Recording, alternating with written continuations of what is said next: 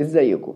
اجدادنا زمان كانوا بيقولوا لنا لما كنا صغيرين اننا لما نيجي نقابل حد وخصوصا لاول مره اننا نبتسم من غير قرايه ومن غير كتب ومن غير علم. كان عندهم احساس فطري ان الابتسامه بتكسر الحاجز وبتخلي الناس ترتاح لك اسرع.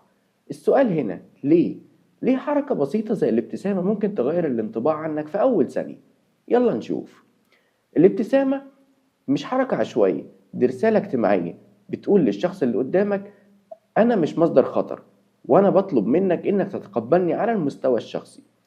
فالطفل الرضيع أول ما بيتولد بيتعلم الابتسامة في أول أسابيع من ولادته. عشان كده الناس بترتاح للشخص لما بيبتسم من غير ما تفكر، لأن الابتسامة بتخلق إحساس أمان قبل أي كلام ما يتقال. بس خد بالك، مش كل ابتسامة معناها سعادة.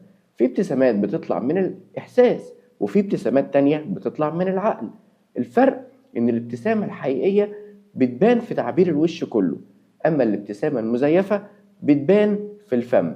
عشان كده لما حد بتقابله ويبتسم لك، أول حاجة تركز عليها مش الشفايف لكن عينيه. ليه؟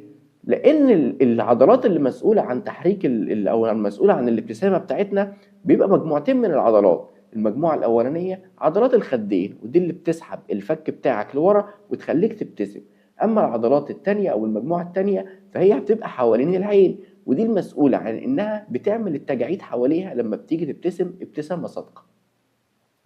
ومثال على كده كلمة تشيز اللي المصورين بيطلبوا مننا إننا نقولها قبل ما نيجي نتصور. فالكلمة دي بتخلينا نبتسم، ولكن الابتسامة في الغالب بتطلع باردة ومصطنعة ومش صادقة، لأن الإحساس ما طلعش قبل الحركة. فالابتسامة إشارة عالمية معناها أنا مش بفرض نفسي عليك.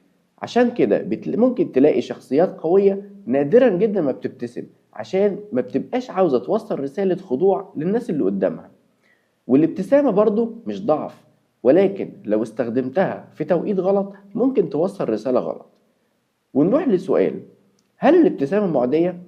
أكيد. جرب كده وانت ماشي في الشارع تبتسم لحد حتى لو هو ما يعرفكش أو ما كنتوش تعرفوا بعض، في الغالب هيبتسم لك. ده مبدأ المثير والاستجابة اللي اتكلمنا عنه قبل كده. وكل ما كانت ابتسامتك طبيعية كل ما كان رد الفعل أصدق. فالخلاصة إن الابتسامة حركة بسيطة بس تأثيرها كبير، ممكن تفتح باب أو تقفله، تقرب الناس أو تدي انطباع غلط. وفي الحلقات الجاية هنتكلم إمتى الابتسامة تقويك وإمتى تضعفك، وكمان هنعرف أنواع الابتسامات المختلفة. أنا أمير وأشوفكم في الحلقة الجاية.